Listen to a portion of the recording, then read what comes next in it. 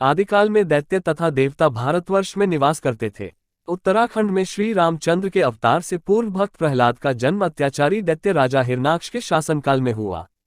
इस भक्त की महिमा अपरंपार है। प्रहलाद की कथा जिसका वर्णन पुराणों में भी आता है, उसका वर्णन इस तरह है। एक कश्यप नाम ऋषि था। वह घोर तपस्या करता था। घने जंगलों में तपस्या करने के बाद उसका मन जंगल छोड़कर मानव जीवन की तृष्णाओं की ओर आकर्षित हुआ। उनका मन दिति नाम की सुंदर और नव यौवन कन्या को देखकर डोल गया। उसने दिति से विवाह करने का प्रस्ताव रखा, जिसे दिति ने स्वीकार कर लिया। अपने माता पिता की स्वीकृति से दिति ने कश्यप ऋषि से विवाह रचा लिया।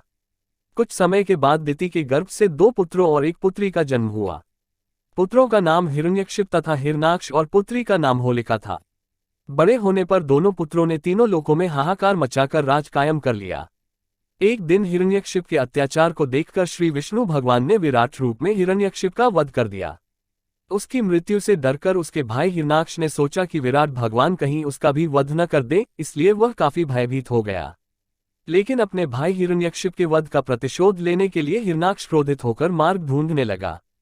अंत में उसने ब्रह्मा जी को प्रसन्न करके वर प्राप्ति के लिए घोर तप आरंभ कर दिया। आंधी, वर्षा, बर्फ, गर्मी आदि सहन करते हुए तभी इतना कठिन किया कि इंद्र जैसे देवता घबरा गए।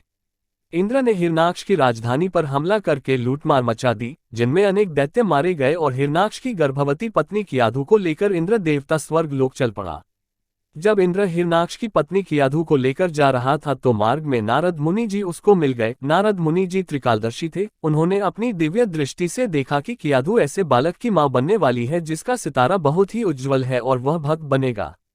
नारद मुनि ने इंद्र को कहा, हे देवराज, लड़ाई तो पुरुषों से होती है, स्त्री पर हाथ उठाना उचित नहीं है। ये स्त्री निर्दोष है। निर्दोष स्त्री को कष्ट देना भगवान का अपमान करना है, इसलिए तुम इसको छोड़ दो।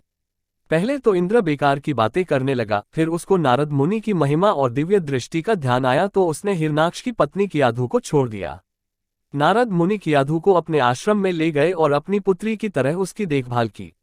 दैत्य कन्या और हिरणाक्ष दैत्य की पत्नी कियाधु नारद मुनि के आश्रम में रही तो उसका जीवन आचरण बिल्कुल ही बदल गया। वह भक्ति और हरिनाम का जाप करने लगी। नारद मुनि भी उसको ज्ञान की बातें सुनाया करते थे। नारद मुनि के ज्ञान का प्रभाव हिरणाक्ष की पत्नी के गर्भ में पल रहे बच्चे पर भी पड़ा। कुछ दिनों के बाद कियाधु ने नारद मुनि के आश्रम में ही एक सुंदर पुत्र को जन्म दिया, जिसका नाम प्रहलाद रखा गया। भाई गुरदास जी के वचन अनुसार वीराने में कंवल का फूल खिला, दैत्य के घर भक्त पैदा हुआ। हिरणाक्ष दैत्य ने घोर तप किया तो उसके घोर तप को देखकर ब्रह्मा जी प्रकट हुए और उसके कान में कहा, तप प्रवान, मांग लो जो वार मांगना है। ये सुनकर हिरणाक्ष ने अपनी आंखें खोली और ब्रह्मा जी को अपने समक्ष खड़ा देखकर कहा, प्रभु, मुझे केवल यही वर चाहिए कि मैं न दिन में मरूं, न रात को, न अंदर मरूं, न बाहर, न कोई हथियार काट सके, न आग जला सके, न ही मैं पानी में डूब कर मरूं, सदैव जीवित रहूं। वर प्राप्त करके हिरणाक्ष अपनी राजधानी में पहुंचा। उसी समय नारद मुनि जी भी उसकी पत्नी कियाधु और पुत्र प्रहलाद को लेकर वहां पहुंचे। नारद मुनि ने हिरणाक्ष को सारी बात बताई कि इंद्रदेव ने उसकी राजधानी पर हमला करके लूटमार की है और उसको तहस नहस कर दिया है। नारद मुनि की बात सुनकर हिरणाक्ष को बहुत क्रोध आ गया। उसने अपने सारे दैत्यों को जो छिपे हुए थे एकत्रित किया और उनको अपने तप की कथा सुनाई। हिरणाक्ष से ये सुनकर दैत्यों का साहस बढ़ गया। हिरणाक्ष ने कहा, चलो हम सब दैत्य एकत्रित होकर देवताओं से बदला लेंगे। तुम में से जो भी मर जाएगा वह मेरी तप शक्ति से जीवित हो जाएगा।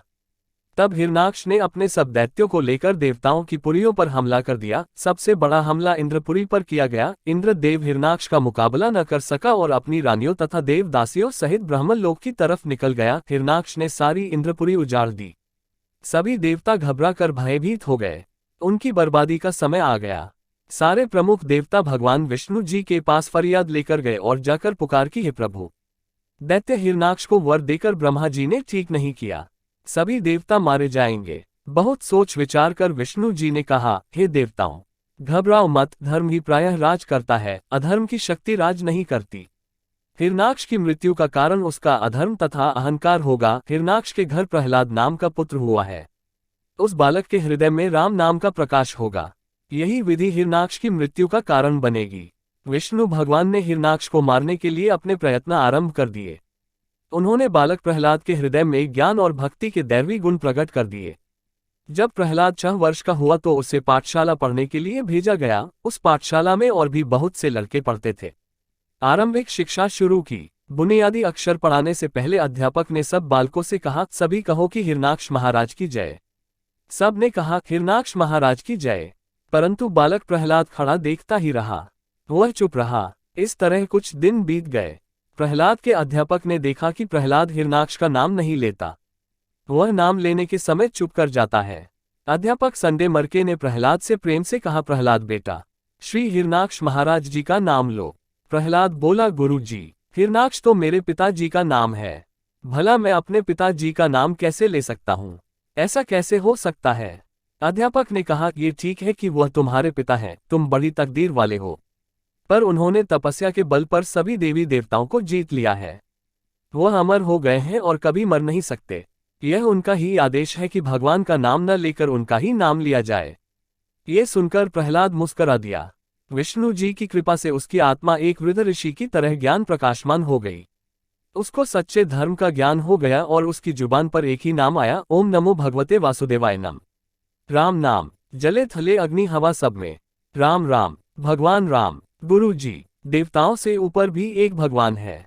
राम को पिताजी ने विजय नहीं किया, इसलिए सबका दाता राम है। अध्यापक ने प्रहलाद को समझाने का बहुत यत्न किया, मगर प्रहलाद न माना। वह राम नाम जपता रहा।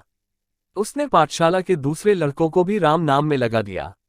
जोर जोर से राम नाम जपने की धुनें गाई जाने लगी। यही पार्ट 1 समाप्त हुआ। पार्ट 2 आपको दूसरे वीडियो पर देखने को मिलेगा। वीडियो पसंद आए तो like, comment, share and channel को सब्सक्राइब जरूर करें। बेल आइकन को दबाना ना भूलें।